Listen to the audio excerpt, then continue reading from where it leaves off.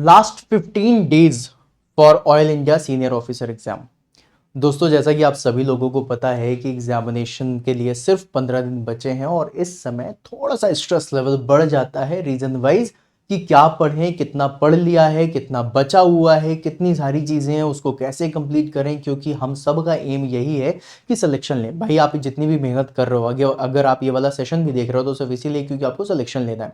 Selection लेने के लिए गाइस कुछ पॉइंट्स हैं जो मैं आपको बताने वाला हूँ और इन लास्ट 15 डेज में आप लोगों को कुछ ऐसा ही तैयारी के लिए रखना है जिससे आप लोगों को बहुत मदद मिलने वाली है और बहुत बढ़िया तरीके से आपकी तैयारी होगी। तो चलिए दोस्तों, बिना किसी देरी की शुरुआत करते हैं। सेशन को पूरा एंड तक देखिएगा। अगर पसंद आता है सेशन तो सेशन को लाइक जरूर करना। आपके कोई डाउट है वो कमेंट बॉक्स में जरूर पूछना। सबसे पहली चीज, कुछ पॉइंट्स को ध्यान में रखना है। सबसे पहला पॉइंट जो है आपका वो ये है that gather everything you studied at one place. इसका कहने का मतलब क्या है? आप में से बहुत सारे लोग होंगे जिन्होंने बैचेस वगैरह में इनरोल किया होगा, किसी भी ऑर्गेनाइजेशन के कोई भी बैचेस में इनरोल करा हो, या फिर बहुत सारे लोग होंगे जिन्होंने सेल्फ स्टडी करी होगी। अगर आप लोगों ने अपनी चीजें एक जगह पे नहीं रखी हैं, या फिर अगर आपको ऐसा लग रहा है कि मैंने बहुत सारी चीजें इधर से पढ़ ली, उधर से पढ़ ली, ये कर लिया, वो कर लिया, इतनी सारी चीजें पढ़ ली हैं, लेकिन अगर मैं पूछूं कहाँ से क्या क्या पढ़ लिया, कैसा कर लिया, तो क्या आपके पास एक ही जगह पे सारी चीजें हैं जिससे आप रिवाइज कर सको? नहीं होंगी। अगर हैं बहुत अच्छी बात है, अगर नहीं है सारी की सारी इंफॉर्मेशन को गैदर करो एक ही जगह पर। जितनी भी आपका मटेरियल है वो सबको एक जगह रखो सो दैट आपको पता चले कि आपने कितना पढ़ लिया और कितना बाकी है। ठीक है। फिर उसके बाद एक लिस्ट बनाओ उन टॉपिक्स की जो टॉपिक्स अभी तक आपने नहीं पढ़े हैं या फिर अभी आप पढ़ने वाले हो, क्योंकि वो टॉपिक्स आपके पास एक लिस्ट में होंगे तो आप टिक लगा सकते हो। अच्छा, ये भी कर लिया, ये भी कर लिया, ये भी कर लिया, अभी ये बाकी है, अभी इस पे वर्क करना है, अभी इस पे वर्क करना है, अभी इस पे वर्क करना है। इस तरीके से आपको आगे बढ़ना पड़ेगा अगले 15 दिनों तक। फिर उसके बाद एक पॉइंट आता है कि सर 15 दिन बचे हैं, रिवीजन करना शुरू कर दें। भैया बिल्कुल, अगर आपने रिवीजन करना शुरू नहीं करा है तो रिवीजन करना शुरू करिए। Apply 60-40 rule. ये 60-40 रूल इस समय अप्लाई हो जाना चाहिए, जहां पर आपको 60% रिवीजन को टाइम देना है और 40% आपकी नई चीजें होनी चाहिए। इस तरीके से आपको चलना है। अब रिवीजन के लिए बहुत सारे स्टूडेंट्स होंगे जो थ्योरी पढ़ रहे होंगे, बहुत सारे स्टूडेंट्स होंगे जो अपने ही नोट्स को वापस से रिवाइज कर रहे होंगे। बेटा अब रिवीजन होगा क्वेश्चंस के थ्रू। जितनी ज्यादा से ज्यादा क्वेश्चंस की प्रैक्टिस कर सकते हो उतना बढ़िया होगा। जितना भर भर के क्वेश्चंस लगा सकते हो उतना अच्छा होगा। और क्वेश्चंस लगाओ नए तरीके से, नई डिजाइन के, न्यूली फॉर्म्ड जो क्वेश्चंस हैं उनको लगाओ। अगर आप इसके न्यूली फॉर्म्ड क्वेश्चंस लगाना चाहते हो तो इसी चैनल पे ही आपको बहुत सारे न्यूली फॉर्म्ड क्वेश्चंस मिल जाएंगे जो डेली रात को 8 बजे होते हैं। ऑल्दो वो सेशंस मैंने जो बनाए हैं SSC JE, RRB JE, DD JE और बाकी सारे एग्जाम्स के लिए, लेकिन वो आपके ऑयल इंडिया के लिए भी बहुत ज्यादा फ्रूटफुल हैं। तो आप इस चैनल पे ही वो सेशंस को जरूर देखिए। भर भर के मैंने सेशंस करे हुए हैं। किसी की पीडीएफ चाहिए, कुछ भी चाहिए तो आपको वो भी अवेलेबल हो जाएगी। एग्जाम ऑन एजुकेशन पे हमने वो भी पीडीएफ डाल दी है। ठीक है। तो सबसे पहली चीज, रिवीजन करना है तो क्वेश्चंस के थ्रू करना है। जो क्वेश्चंस नहीं बन रहे उन क्वेश्चंस की आपको टॉपिक उठाने के, भैया ये किस टॉपिक का क्वेश्चन था जो मुझसे नहीं बना, अच्छा इस क्वेश्चन की अप्रोच क्या थी जो मैंने नहीं लगाई, या फिर इसको मैं और कितना फास्ट कर सकता हूं। तुमको ये इंट्रोस्पेक्शन करना पड़ेगा, एनालिसिस क्वेश्चंस के थ्रू करते हुए जाना सो दैट तुम्हारी चीजें बहुत अच्छे से जाएं। अब क्वेश्चंस तो लगाना शुरू कर दिया लेकिन क्वेश्चंस में टाइम बहुत लग रहा है, या फिर आपको ये नहीं पता चल रहा है कि आपको क्वेश्चंस किस तरीके से लगाने हैं, तो इसके लिए आप लोग क्वेश्चंस अगर घर में बैठ के किसी किताब के थ्रू या फिर किसी फाइल के थ्रू आप पढ़ रहे हो, देन क्वेश्चंस की प्रैक्टिस करो थ्रू टाइमर। तुम्हारे फोन में जो टाइमर होता है वो टाइमर चलाओ और सोचो कि भाई मुझे अगर 20 क्वेश्चन सॉल्व करने हैं तो ज्यादा से ज्यादा मैं इसको 10 मिनट दूंगा या फिर 12 मिनट दूंगा, है ना। 12 मिनट दे रहे हो, 720 सेकंड में अगर 20 क्वेश्चन सॉल्व करना है तो इस तरीके से तुमको टाइमिंग लगानी पड़ेगी सो दैट टाइमर के हिसाब से तुम क्वेश्चन को सॉल्व कर सको। एग्जामिनेशन में टाइमर के हिसाब से ही क्वेश्चन तुम्हें देखने के लिए मिलेंगे, क्योंकि एक टाइम लिमिट में तुम्हें क्वेश्चन सॉल्व करना है। और इसका सबसे बेस्ट तरीका होता है मॉक टेस्ट देने का। अगर तुमने मॉक टेस्ट देना शुरू नहीं करा है, I will recommend everyone mock test देना शुरू कर दो। बहुत ज्यादा जरूरी है सारे के सारे मॉक टेस्ट को देना, बहुत ज्यादा जरूरी है एक एक पॉइंट को क्लियर करना। और मॉक टेस्ट में जो क्वेश्चन बन रहे हैं उनको मत ध्यान देना, वो तो तुमसे एग्जाम में भी बनेंगे। जो क्वेश्चन नहीं बन रहे हैं उस पर ज्यादा नोटिस करना है, उसको ज्यादा ध्यान देना है, क्योंकि वो सबसे ज्यादा इंपॉर्टेंट है। फिर उसके बाद गाइज एक चीज आती है कि हम लोग कई बार ट्रेंड फॉलो कर लेते हैं कि सॉम ज्यादा इंपॉर्टेंट है या फिर आपका थर्मो ज्यादा इंपॉर्टेंट है। देखो ये सारे सब्जेक्ट जो हैं वो इंपॉर्टेंट हैं, अभी भी मैं बोलूंगा इंपॉर्टेंट हैं, लेकिन जिस तरीके से ऑयल इंडिया का ग्रेड 7 का ऑफिसर का जो एग्जाम हुआ था उसमें भाई कोई भी ट्रेंड फॉलो नहीं हुआ। कोई भी प्रीवियस ईयर के जो भी हम लोगों ने एक पॉइंट बनाया था कि भाई प्रीवियस ईयर में ये एग्जाम्स में, मतलब प्रीवियस ईयर के ऑल इंडिया में ये सब्जेक्ट आपके इंपॉर्टेंट है, वैसा कुछ भी नहीं हुआ, है ना। बिल्कुल डिफरेंट पेपर आया है। तो आप लोगों को ये चीज दिमाग में रखनी है कि भाई अभी ट्रेंड कोई काम नहीं कर रहा है तो करें क्या। तो जितने सब्जेक्ट आप लोगों के लिए बने हैं या फिर जो जो सिलेबस में हर चीज इंपॉर्टेंट है, ऐसा सोच करके जाना है। किसी भी सब्जेक्ट से ज्यादा क्वेश्चन देखने के लिए मिल सकते हैं या फिर किसी भी सब्जेक्ट में कम क्वेश्चन भी देखने मिल सकते हैं, ये आपके लक के ऊपर डिपेंड करेगा। But before that we need to understand कि भाई अगर मुझे सारे सब्जेक्ट्स बढ़िया तरीके से बनते हैं तो सब कुछ अच्छे तरीके से ही होगा, उसमें तो कोई और चीज है ही नहीं, राइट। और सारे सब्जेक्ट जितने भी रिवाइज करते हो जा रहे हो सब के मॉक टेस्ट लगाना शुरू कर दो, क्योंकि मॉक टेस्ट में तुम्हें नए क्वेश्चंस मिलेंगे, मॉक टेस्ट में तुम्हें कॉन्फिडेंस आएगा, मॉक टेस्ट में जब तुम अपने मार्क्स देखोगे तुम्हें पता चलेगा अच्छा मैं इतने मार्क्स लेकर के मॉक टेस्ट में आ रहा हूं, तो कहीं ना कहीं मैं एग्जामिनेशन में इतने मार्क्स तक अपने आप को सोच सकता हूं और मुझे ये मार्क्स अगर बढ़ाने हैं तो जो क्वेश्चन मुझसे नहीं बन रहे हैं वो करने हैं। अब गाइस अगर मैं मॉक टेस्ट की बात करूं तो एग्जाम ऑन एजुकेशन में भी आपको सीनियर ऑफिसर का मॉक टेस्ट मिल जाएगा, जहां पर आप लोग बढ़िया तरीके से तैयारी कर सकते हो। लास्ट 15 डेज में जितने ज्यादा से ज्यादा मॉक टेस्ट लगा सकते हो लगा डालो। ऑयल इंडिया का मॉक टेस्ट सीनियर ऑफिसर के लिए आ चुका है, आप लोगों को मिल जाएगा एग्जाम ऑन एजुकेशन पे, आप इसको जरूर चेक करना। और गाइस इसके साथ एक चीज और बोलना चाहूंगा, जिस तरीके का भी ट्रेंड चल रहा है एग्जाम का, जिसमें प्रीवियस ईयर के क्वेश्चंस नहीं पूछे जा रहे हैं या फिर अगर पूछे जा रहे हैं तो जितना मैंने लेवल देखा है वो लेवल है गेट एग्जाम के 1 मार्क क्वेश्चन का या फिर इंजीनियरिंग सर्विसेज के पीवाईक्यूज का। तो मतलब have a look on it, है ना, एक बार नजर जरूर डाल लेना कि तुमसे क्या गेट एग्जामिनेशन के 1 मार्क के क्वेश्चन बन रहे हैं, क्या तुमसे इंजीनियरिंग सर्विसेज के प्रीवियस ईयर के क्वेश्चंस बन रहे हैं। अगर नहीं बन रहे हैं तो उनको भी एक बार के लिए नजर डाल करके रखना बहुत ज्यादा जरूरी है। और फिर उसके बाद गाइस लास्ट 15 डेज में आप लोगों को शॉर्ट नोट्स बनानी है। अब इन शॉर्ट नोट्स को अब आप बोलो सर टाइम वेस्ट होगा, टाइम वेस्ट वाली बात अपन करेंगे ही नहीं, अपन टाइम यूटिलाइज करने वाली बात करेंगे। गाइज ये जो शॉर्ट नोट्स होंगी इनको बनाना है ज्यादा से ज्यादा 20 पेज, 20 पेज कहने मतलब 10 पन्ने।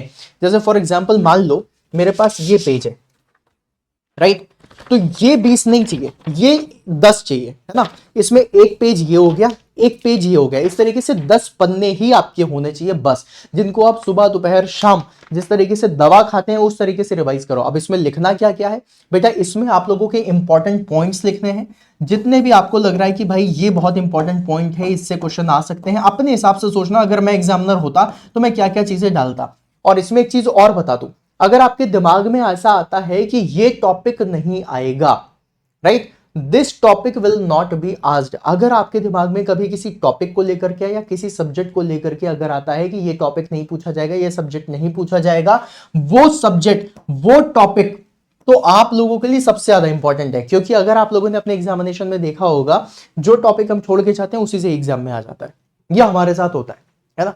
तो जिस टॉपिक को आप छोड़ करके जाने वाले हो उस टॉपिक को तो जरूर पढ़ लेना, भले ही तुम लास्ट के एक हफ्ते में पढ़ो, लेकिन वो टॉपिक तुम्हारे जरूर होने चाहिए जो तुम छोड़ करके जाने वाले थे, क्योंकि उससे तुम्हें क्वेश्चन देखने के लिए 110% मिलेगा ही मिलेगा। तो इंपॉर्टेंट टॉपिक्स डालने हैं, फिर उसके बाद क्या डालना है, वो डालना है जो आपसे रॉन्ग हो गया था, राइट, रॉन्ग क्वेश्चंस के कॉन्सेप्ट्स डाल लेना। जैसे फॉर एग्जांपल आप लोगों ने एक क्वेश्चन पढ़ा, उस क्वेश्चन में आपने देखा कि भाई ये वाला क्वेश्चन था, ये मैंने किया और ये मुझसे गलत हो गया, इसमें क्या कॉन्सेप्ट था, अच्छा वो कॉन्सेप्ट था, वो भी आपको शॉर्ट नोट से में अपने इंक्लूड कर लेना है, क्योंकि वो भी आपसे पूछा जाएगा। और अगर जो गलत हुआ है क्वेश्चन उसको अगर आप बार बार रिवाइज करोगे तो वो क्वेश्चन आपसे फिर एग्जाम में गलत नहीं होगा। आप जितनी टेस्ट सीरीज देते हुए जाओगे उसमें अगर मान लो आपने 100 क्वेश्चन लगाए, 100 में से 80 सही हुए लेकिन 20 गलत हुए, तो 20 कॉन्सेप्ट आपको मिल गए, वो आपको अपनी शॉर्ट नोट्स में एड ऑन करना ही है। ऐसा मत करना कि 10 पेज अगर बोला गया है, मतलब 10 पन्ने बोले मतलब 20 पेज बोला तो 20 में पूरी मैकेनिकल लिख लूं, ऐसा नहीं हो पाएगा, राइट। तुम्हें सिर्फ और सिर्फ इंपॉर्टेंट पॉइंट्स लिखने हैं, जो टॉपिक तुम्हें लग रहा है कि मुझे छोड़ने हैं वो टॉपिक जरूर पढ़ने हैं, और जो क्वेश्चन के आंसर गलत हो गए थे उन क्वेश्चन्स के कॉन्सेप्ट को जरूर लिखना है, सो दैट आपको वो चीज याद रहे, है ना। इसको बहुत ध्यान से रखना। प्लस उसके साथ एक चीज और बता दूं, अभी 4 से 5 दिन आप लोग इसको प्रॉपर अच्छे से रिवाइज करो, क्वेश्चन प्रैक्टिस कर लो, टेस्ट सीरीज लगा लो, राइट, टेस्ट सीरीज भी हमने आपको अवेलेबल करा दिया है, यहां की नहीं लगानी कहीं की भी लगानी है बट लगा लेना, ठीक है। प्लस उसके साथ एक चीज और बोलना चाहूंगा, आफ्टर दिवाली, ठीक है, आफ्टर दिवाली मैं प्रॉपर टाइम लिमिट के हिसाब से ही आप लोगों के लिए सारी चीजें करूंगा। आफ्टर दिवाली हम लोग 1 शॉट मैराथन लेकर के आएंगे आप लोगों के लिए, सीनियर ऑफिसर के लिए 1 शॉट मैराथन। ये मैराथन में जितने भी क्वेश्चंस हैं उन क्वेश्चंस की जरूर प्रैक्टिस करना, और सिर्फ क्वेश्चन की प्रैक्टिस करके मत जाना, नहीं तो फिर गड़बड़ होगी, है ना। इस मैराथन में मैं जितने भी क्वेश्चंस कराऊंगा तो उसमें आपको क्वेश्चंस को याद रखना है कि भाई कैसे क्वेश्चंस आए थे, प्लस किस टॉपिक से क्वेश्चन पूछे गए हैं। जरूरी नहीं है कि जो क्वेश्चन मैंने दिए हैं एग्जैक्ट वही क्वेश्चन आए, वो कोशिश होती है कि वही क्वेश्चन आए और वो क्वेश्चन आते भी हैं, लेकिन साथ में आप अगर टॉपिक देखोगे तो उस टॉपिक से रिलेटेड तुम्हें क्वेश्चन जरूर देखने के लिए मिलेगा, क्योंकि अगर हम लोग क्वेश्चन की प्रैक्टिस करते हुए जा रहे हैं और उसमें हमने अगर टॉपिक भी देख लिया कि अच्छा इस टॉपिक से क्वेश्चन आ रहे हैं, इस टॉपिक से शिवम सर ने क्वेश्चन कराए हैं, तो उस टॉपिक को जरूर रिवाइज कर लेना, क्योंकि उससे 110% तुम्हारे क्वेश्चन जरूर बनेंगे। ये तो मैं गारंटी के साथ बोल रहा हूं। मैं तुम्हें वो टॉपिक्स दूंगा जिनसे क्वेश्चन तुम्हारे आते हुए जा रहे हैं, और मोस्ट प्रोबेबली तुम्हारे उन्हीं टॉपिक से ही क्वेश्चन बनेंगे। 80%, 20% वो कुछ भी डाल सकते हैं। जो पेपर आप लोगों का जिस तरीके से आ रहा है, तो उसमें आपको वन शॉट मैराथन भी मिल जाएगी, जिसमें मैं क्वेश्चंस भी बता दूंगा, आपको टॉपिक्स भी बता दूंगा क्या कैसा है, इसकी पीडीएफ्स वगैरह भी दे दूंगा, और ये आपको आफ्टर दिवाली इसी चैनल पे मिल जाएगा। तो अगर आपने चैनल अभी तक सब्सक्राइब नहीं करा है, चैनल को सब्सक्राइब कर लेना।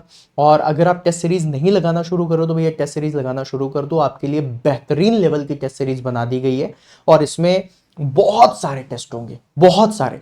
और जितना हम कमिट करते हैं उससे 15-20 टेस्ट ज्यादा ही देते हैं, हम कम नहीं देते।